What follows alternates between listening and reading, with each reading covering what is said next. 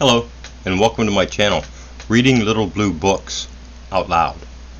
This is a little blue book. It happens to be Little Blue Book number 417, and it is titled The Nature of Dreams, written by Hereward Carrington Ph.D. This is part 2, and we left off in the middle of page 13, and we start a new chapter entitled Various Types of Dreams. I forgot there was no no copyright on this one. Various types of dreams. Here we go.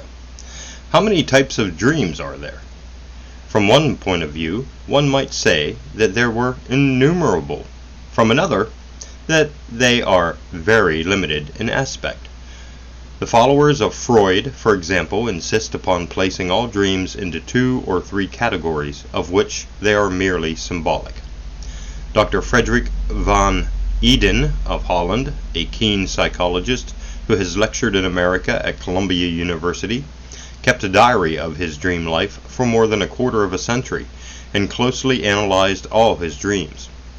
He came to the conclusion that there were, in his own case at least, 9 types of dreams, several of which are not recognized at all by the Freudian school or by orthodox psychology. He lists and classifies them as follows. 1. Ordinary dreams. Indifferent in character, not vivid, and not easily recalled. These probably occur all through ordinary sleep. 2. Very vivid dreams, usually unpleasant, which occur when the recorder is nervously disturbed. Recollection of them is clear. They are rare and wrong with regards the events of life. 3. Symbolic or mocking dreams.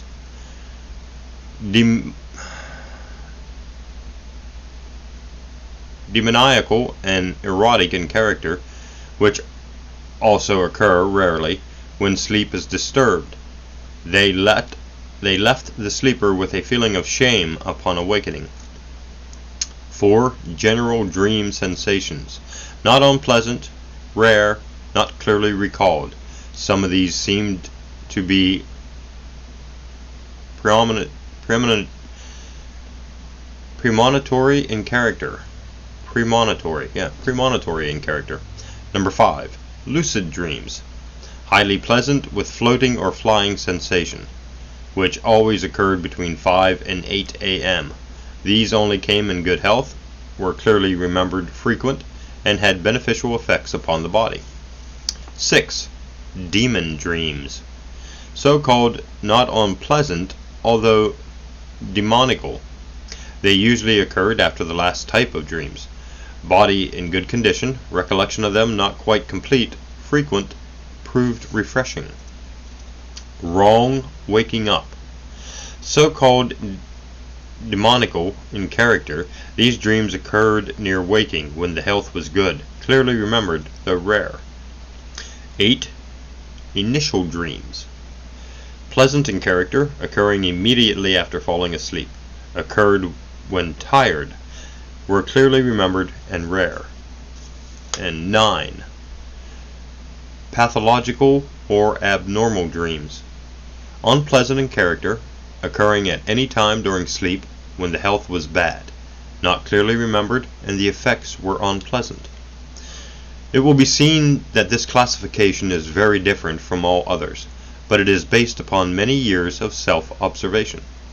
With this dream diary before him, the reader might find it interesting to attempt a classification of his own dream life and see how far it agrees with this list. These dreams are all fairly well described by their names, except perhaps the wrong waking up type. What is this? Dr. Van Eden thus defines it. We have a sensation of waking up in our ordinary sleeping room, and then we begin to realize that there is something uncanny around us. We see inexplicable movements or hear strange noises, and then we know that we are still asleep. In my first experience of this dream, I was rather afraid and wanted nervously to wake up really. I think this is the case with most people who have it. They become frightened and nervous, and at last wake up with palpitations and sweating brow, and so on. These dreams, will be noted, are very similar to the dream within a dream variety, in which the dreamer dreams that he is dreaming. This is a curious type of dream, which will be explained more fully later on. New chapter: How Dreams Are Analyzed. Of late years, much attention has been paid to the subject of dreams by reason of the wide publicity given to psychoanalysis, and by general discussions of dream psychology. A brief exposition on this subject is therefore in place in a book of this character. Psychoanalysis is an attempt to get at the contents of the subconscious mind, in order to discover the underlying causes of certain mental and emotional disturbances which may be manifest. This is more readily done by means of dream analysis than in any other manner, since dreams are constant and direct manifestations of the subconscious activities, afterwards brought over into consciousness. When we awaken in the morning, let us say we remembered a certain dream, but our memory of this dream is not complete. It is only partially remembered. What we remember of the dream is usually the so-called manifest content of the dream, and beneath this is the latent content, which represents the skimmed milk of the dream, so to speak, while the manifest content is only the cream at the top. We want to get at the latent content, and the best way to do this is by means of psychoanalysis. The subject is placed in an easy chair in a quiet room and asked to close the eyes and recount the various scenes which rise before him as he sits there, beginning with a dream he remembers. No matter how disconnected and apparently unrelated these scenes or pictures are, they must be told freely and frankly. These utterances are then recorded, and it will be found that more and more of the dream is thus disclosed, and a deeper and deeper penetration effected into its hidden mechanism and motive. Most dreams are thus found to represent some wish, which is projected into the dream, in more or less symbolic form. Freud goes so far as to say that practically all dreams typify a desire which might be expressed in the sentence, "I would that." The majority of dreams, when thus analyzed, are found to be consistent, rational, systematic, and to express some longing or wish which has been repressed, but which is at least partially expressed in the dream. Many dreams are found to be fundamentally sexual in character. Why do we not remember the whole dream, but only a part of it? The reply to this is that greater portion of the dream is not allowed to rise into consciousness, but is retained in the subconsciousness. It cannot pass what is known as the censor, a sort of psychic guardian which permits only the more manifest or harmless portions of the dream to emerge. This censor is supposed to be a semi-psychic entity, built up within us by the force of our environment and forces of civilization, of which we are a part, and in which we are merged. But the subconscious mind is still primitive, is still savage, and expresses its thoughts and desires in dreams freely and frankly. These thoughts are repressed by the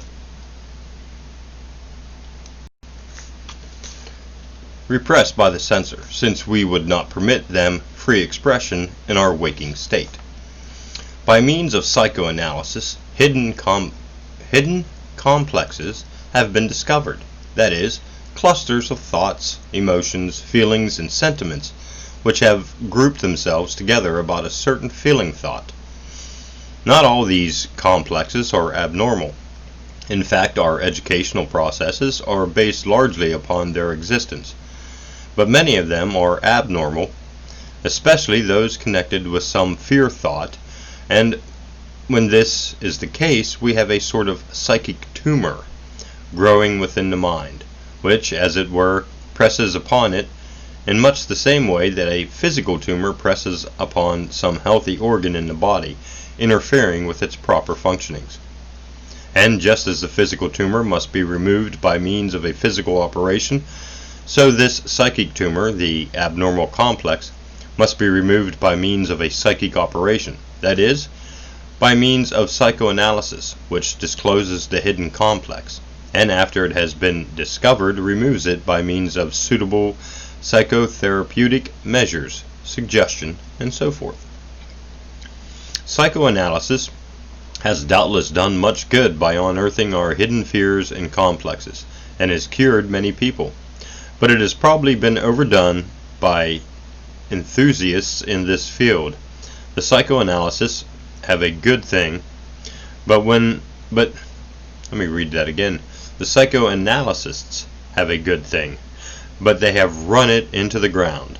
Not all dreams are to be accounted for by this means, and again, not all dreams are of the meaning and complicated character which they are said to be.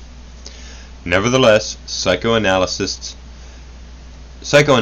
has accomplished much good, and great progress has been made in the understanding of our dreams thereby.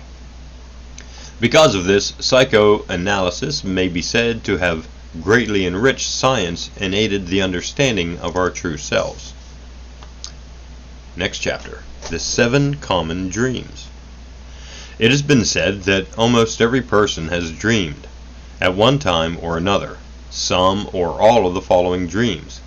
It is remarkable, in a way, that so many people should dream the same dreams, and yet they do, and I think my reader will agree that he, too, has experienced such dreams. When he reads over the following list of the so-called 7 common dreams, they are 1. The falling dream, 2. The flying dream, 3. The dream of inadequate clothing, 4. The dream of not being able to get away from some beast or injurious person or thing that is pursuing, 5. The dream of being drawn irresistibly to some dangerous place, 6. The dream that some darling wish has been gratified, 7. The dream of being about to go on a journey and being unable to get your things into your trunks, etc. These dreams are very frequent. There must therefore be some law at work, which operates to produce these dreams so often. There must be some uniformity of mental and physical conditions which give rise to these similar dreams in so many different persons. What is this law? Like causes produce like effects. This seems to be as true in the dream world as it is in our everyday life. The effects are the dreams. What are the causes at work which produce them? These differ in the different instances and cannot all be explained here. The dream of inadequate clothing, for example, is almost invariably caused by too little bed clothing. The surface of the body becomes chilled, and the dream consciousness naturally translates this feeling of insufficient clothing into an elaborate dream, which is usual dramatic imagery.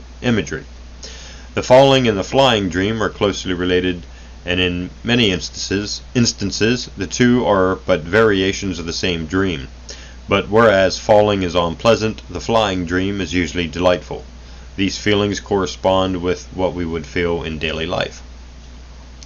One explanation of the falling dream is as follows.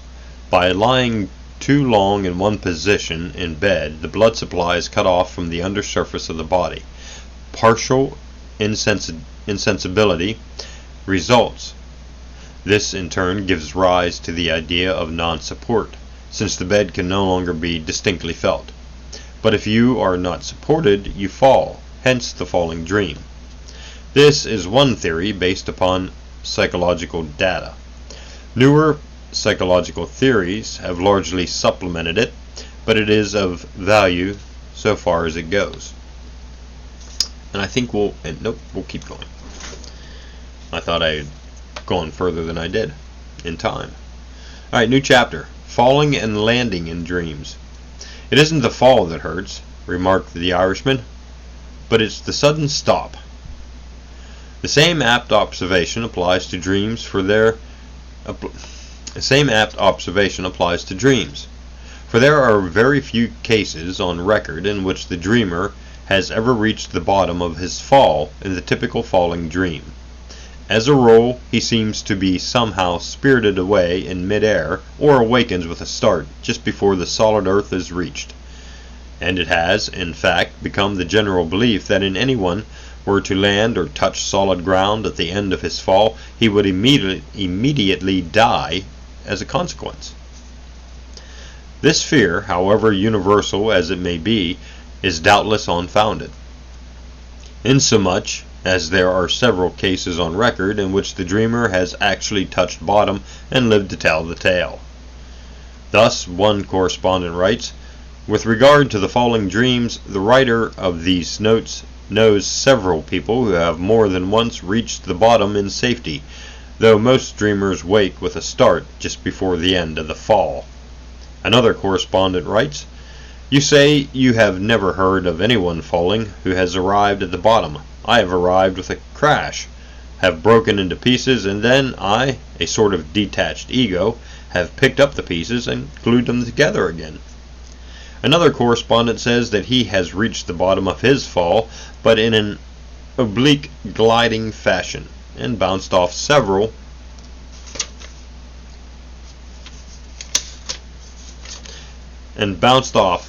times like a flat stone on the surface of water. Here we see a certain connection between the falling and the flying dream. There is no proof, therefore, that reaching the bottom at the conclusion of the falling dream is sure death, and there is no proof that anyone has ever died in consequence.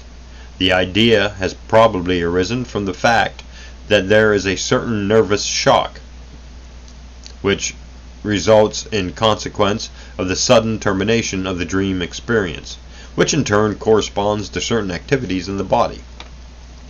There is undoubtedly a certain fear element in all falling dreams. We are afraid of falling in daily life, and the same fear exists in our dreams. Fear, or any sudden emotion of this character, has an action upon the heart, and it is possible that the sudden start which we experience at some times may be due to the momentary stopping of the heart's normal functioning. Thus, one dreamer says, "I always experience a cold terror while falling, and wonder at any lack of fear. There are, however, certain cases in which the dreamer seems to fall very slowly, and in such instances the dream fails to give rise to the old fear, and may even be somewhat enjoyed. The experience of Alice in Wonderland falling down the rabbit hole, and thinking how brave the people at home would deem her at not being frightened, is typical. Flying dreams are usually pleasant in character, and this may be due to the unexpressed desire in man's nature to fly, like the birds. There is also the inherent fear of falling, and the association of this idea with evil. Thus one always speaks of falling into bad ways, into evil company, into the slog of despond, etc., but of rising to great heights of success, to some noble action, etc. Lucifer and the devils were said to fall from heaven, but only the good angels fly. Recent psychological investigations have shown us that falling dreams may also represent some internal fear or conflict on the part of the dreamer, and that the idea of falling is merely a symbol employed by the dream in order to represent this idea. Thus, if the dreamer is afraid of falling into sin, etc., a falling dream may result in consequence. It is probable, however, that physical explanations are sufficient for the vast number of falling dreams. Nightmares. Nightmares are probably among the most dreaded of childhood's experiences, and even adults are occasionally subject to them. Very frequently, the same nightmares will recur again for years and will only be outgrown with the oncoming of adolescence. The writer, for instance, had the same nightmare for years when a small child.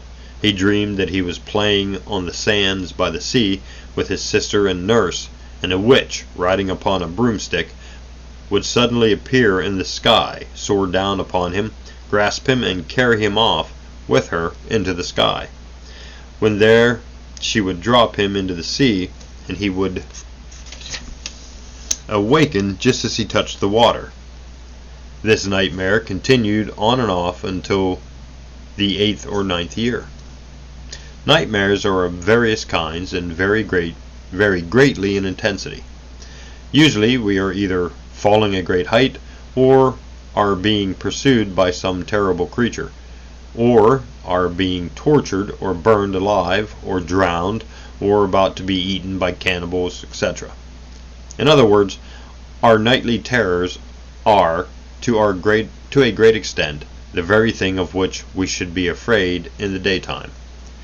The older theory of nightmare was that it was due to too much food, or an indigestible meal too late at night, or sleeping on the back, etc. Such causes are probably instrumental in a number of cases in producing nightmare.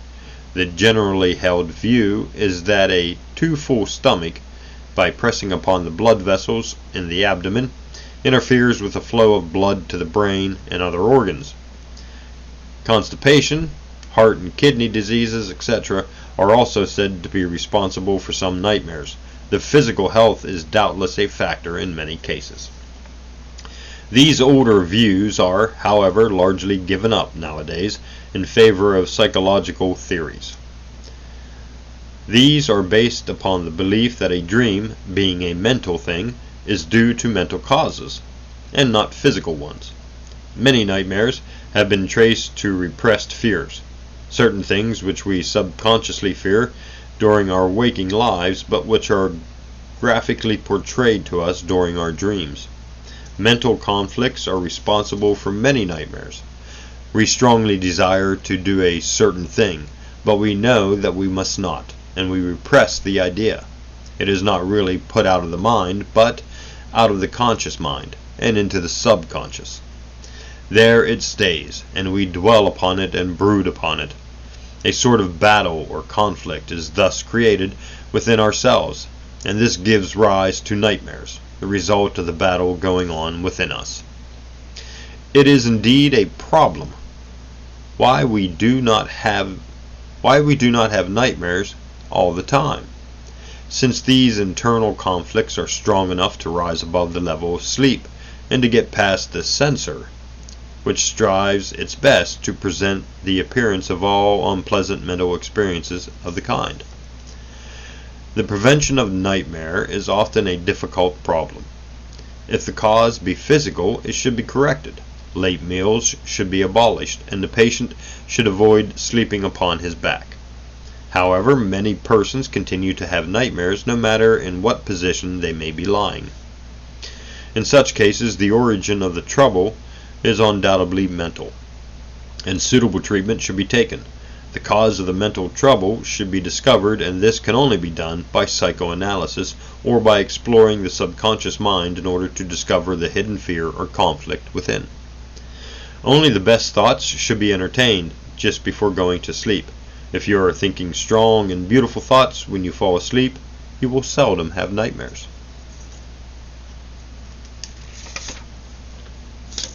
And I think we will stop there.